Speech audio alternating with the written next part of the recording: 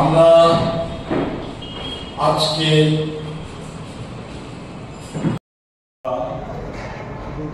প্রদেশ কংগ্রেসের পক্ষ থেকে আজকে এই সাংবাদিক সম্মেলনে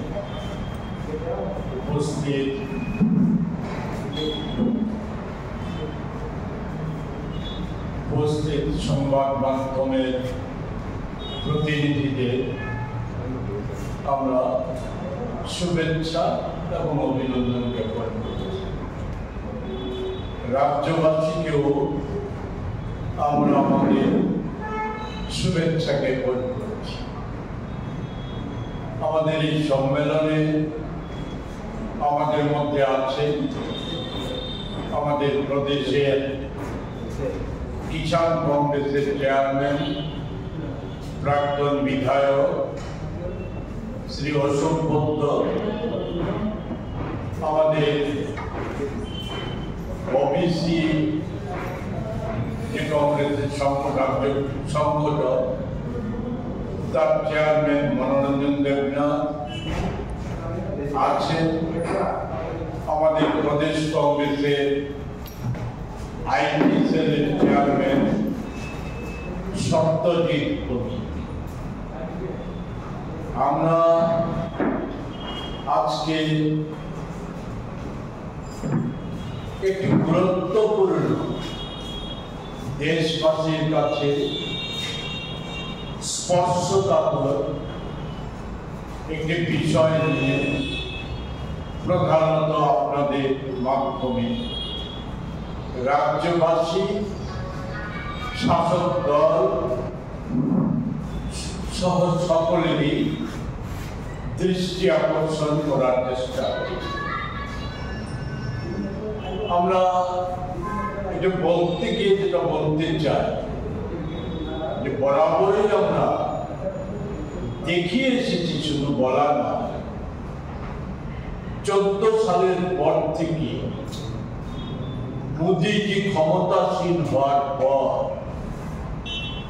ওনার পরিচালিত সরকার তাদের প্রায় সকল কর্মসূচির পেছনে, যেমন দলীয় সংকীর্ণ রাজনৈতিক পথ উদ্দেশ্য,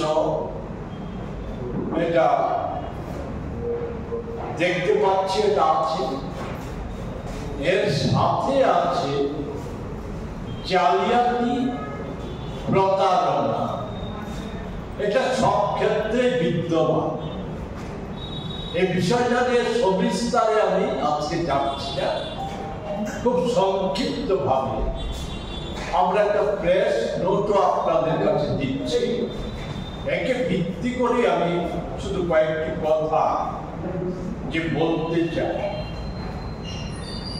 16 সাল 2016 মোদীজি আমাদের দেশের মানুষকে প্রতারিত করার লক্ষ্যে দেশের মানুষের কাছে 2টা প্রকল্প তুলে ধরেছে।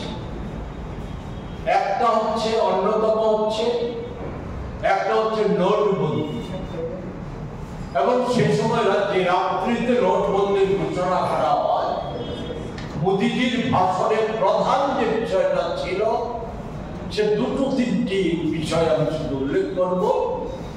একটা ছিল কালো টাকা ধরা পড়বে, সে কালো টাকা উদ্ধার হবে। আরেকটা গুরুত্বপূর্ণ বিষয় ছিল, অন্যগুলি বাদ দিলাম, সেটা হচ্ছে দেশ ও আন্তর্জাতিক সন্ত্রাসবাদীদের যে অর্থ যোগান, যে পাইপলাইন সিল করে দেওয়া হবে, অর্থের অভাবে শুকিয়ে পড়বে। যে আমি সেই প্রসঙ্গে বিস্তারিত বলতে চাই না। এর পরবর্তী সময়ে 370 ধারা সহ কাশ্মীরের ঘটনাগুলি, আমাদের দেশের ঘটনাগুলি, সেগুলি আপনারা জানেন। শুধু 2টো বিষয়, যে আপনারা কেউ যদি দেখাতে পারে যে নোটবন্দির ফলে 1 লক্ষ কালো টাকা উদ্ধার হয়েছে বা করা হয়েছে, এরা কিছু স্মরণ করিয়ে আপনাদের নিশ্চয়ই মনে আছে জনধন যোজনার নামে সেখানে বলা হয়েছিল সাধারণ মানুষের বিনে পয়সায় সেখানে অ্যাকাউন্ট খোলার সুযোগ। নোটবন্দি যখন হয় সেই সময় তার আগে থেকে বা নোটবন্দির সময় কাবিতে চাইছে ওই সমস্ত দরিদ্র মানুষের জনধন অ্যাকাউন্টে অনেক অ্যাকাউন্টে কোটি কোটি টাকার হদিশ পাওয়া গিয়েছে। এর পরিণতি কি হচ্ছিল দেশবাসী জানে না, আর এই সম্পর্কে বিস্তারিত যেতে চাই না। আর সন্ত্রাসবাদীদের কাছে তাদের পাইপলাইন বন্ধ হয়ে তারা শুকিয়ে মরার সর্বশেষ দৃষ্টান্ত হচ্ছে পেহেলগামের পর অপারেশন সিঁদুর নিয়ে মোদিজি সেনা পোশাকে সেখানে ওই যুদ্ধ বিমানে বসে তার যে ছবি প্রচার সহ যে প্রচারণা সেটা হচ্ছে পাকিস্তানকে শুইয়ে দেওয়া হয়েছে আর সন্ত্রাসবাদীরা তো মাটির নিচেই চলে গেছে।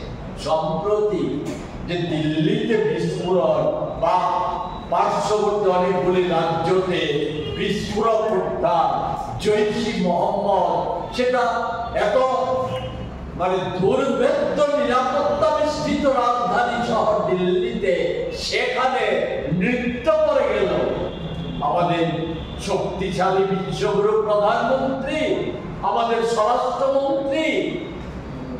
তাদের কি ভূমিকা আমি আর সেই সম্পর্কে বিস্তারিত না বলে আসল যে কথাটার জন্য আজকে আপনাদের ডেকে এনেছি সেটা হচ্ছে নগদবিহীন লেনদেন। নগদবিহীন লেনদেন ভালো কথা, টেকনোলজির উন্নতি, কারিগরির উন্নতি, বিজ্ঞানের উন্নতি কংগ্রেস বরাবর তার জন্য উৎসাহিত করেছে।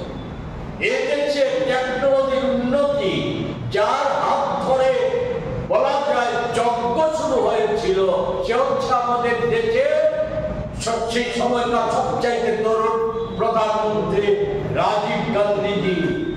তার শেষ মিত্রতার সহযোগে এটা শুরু করেছিল। আমরা তার বিরুদ্ধে নয়, কিন্তু আমরা এটা বিরুদ্ধে যে টেকনোলজির উন্নত টেকনোলজির নাম করে নগদ ডিজিটাল ইন্ডিয়া নগদবিহীন লেনদেনে মোদিজি পেটিএম গুগলের মতো বেসরকারি সংস্থাকে পপুলার করার জন্য প্রচারে যে পরিমাণ সরকারি অর্থ ব্যয় করেছে সেটা কারা পরিমাণ ভগ্নাংশ দেশের মানুষের অর্থ নিরাপদে রাখা, ব্যাংকের অর্থ নিরাপদে রাখা, আর্থিক প্রতিষ্ঠানের আর্থিক নিরাপত্তা ব্যবস্থা করার ক্ষেত্রে কোন রকম ব্যবস্থা বা উদ্যোগ গ্রহণ করা হয়।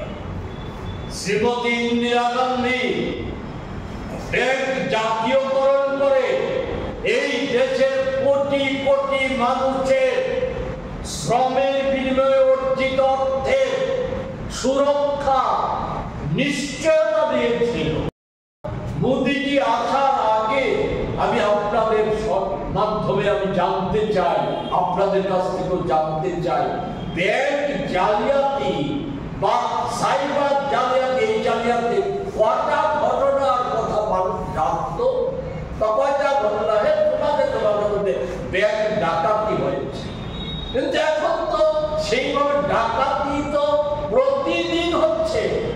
আপনি আপনার টাকা ব্যাংকে আছে, কাউকে আপনি জানবেন না আপনার টাকা চলে যাচ্ছে। আমি সরকারি হিসাবটা শুধু আমি মিডিয়ার মাধ্যমে যাতে সর্বসাধারণের কাছে যায়। গত বর্ষাকালীন অধিবেশনে অর্থ দপ্তর থেকে পার্লামেন্টে যে তথ্য দেওয়া হয় সেই তথ্যে উল্লেখ করেছে যেদিন তথ্যটা উপস্থিত করেছে তার 10 মাসের হিসাব হচ্ছে ডিজিটাল প্রতারণার সংখ্যা ছিল 24 লক্ষ, লুপাট অর্থের পরিমাণ ছিল 4245 কোটি টাকা। 22 22-23 সাল অর্থবর্ষে তার সংখ্যাটা ছিল জালিয়াতি 20 লক্ষ, অর্থ লোপাট 2,553 কোটি টাকা। আর এখন তো বলা যায় অর্থ লোপাটটা নিত্যদিনের ঘটনা গোটা দেশে আমাদের রাজ্যে সেগুলি আপনারা জানেন যে আমাদের রাজ্যের বিচারক থেকে শুরু করে সাধারণ নাগরিক, পেনশনাররা তাদের টাকা, ব্যাংকের টাকা, জমাকৃত টাকা হাতিয়ে হয়ে যাচ্ছে। এগুলি আমি তুলে সময় নষ্ট করতে চাই না। আমি যেটা শুনতে চাই যে সম্প্রতি যেটা নিয়ে সারা রাজ্যে ধারা পড়ে গিয়েছিল 16 কোটি টাকা, পুরো নিগমের 16 কোটি টাকা। এই টাকা নিয়েও আমি অন্য কিছু বলতে চাই না। বলতে চাই যদি একটা ব্যাংক জালিয়াতিও হয়ে থাকে বা পৌরসভাও কাউকে গিফট দিয়ে থাকে, যাই হয়ে থাকুক, এটার সাথে তো মোদিজির মার্গদর্শনে জড়িত, এর বাইরে তো কিছু নয়। সরকার তো এখনো তা উদ্ঘাটিত করছে না। আমরা তো আপনাদের মাধ্যমে জানতে পেরেছি যে পৌর নিগম তার 16 কোটি টাকা লুপাট হয়ে গেছে, অথচ তারা নাকি কোন রকম এখনো অভিযোগ দায়ের করেনি প্রকৃত স্থানে। এর পেছনে কি রহস্য লুকিয়ে আছে আমরা জানি না। আমরা আশা করব সরকার, এটা পৌর নিগমের, এটা তো কারোর ব্যক্তিগত অর্থ নয়, রাজ্যের মানুষের, দেশের মানুষের অর্থ। সেই টাকা কি করে এটা জালিয়াতি হলো বা কি হলো সেই তথ্য উদ্ঘাটিত করে জনসমক্ষে নিয়ে আসবে, দোষীদের ক্ষেত্রে উপযুক্ত ব্যবস্থা নেবে। সেক্ষেত্রে আমাদের সন্দেহ থাকলে পরে আবারও আমরা, যেহেতু রাজ্যে একটা এখনো সরকার আছে, সে সরকারের কাছে আমরা দাবি জানাই। এরপরের ঘটনায় আরো মারাত্মক, গ্রামীণ ব্যাংকের 2.5 কোটি টাকার বেশি, সেখানে সেই অর্থ লুপাট হয়ে গেল বলে এর কোনো সদুত্তর আজ পর্যন্ত নাই। বলে সেই জায়গায় দাঁড়িয়ে আমরা যেটা বলতে চাই, বলার জন্য আপনাদেরকে ডেকে এনেছি, সেটা হচ্ছে সরকারের এই যে আমি সরকারি হিসাবটা কোটি কোটি টাকা লুপাটের তথ্য দিলাম বা আমাদের রাজ্যেরও তথ্য দিলাম, সরকারের কোন সদিচ্ছা কি কেন্দ্রীয় সরকার কি রাজ্য সরকার বা ইতিবাচক পদক্ষেপ আছে এই সমস্ত জালিয়াতিগুলি রোধ করার জন্য, এই জালিয়াতির তথ্য উদ্ঘাটনের জন্য? আমি একটা ছোট্ট উদাহরণ না দিয়ে পারছি না। এই জিএসটি করার পর ভারতবর্ষে সেখানে কি একটা কতগুলি সংস্থা তৈরি হয়েছে।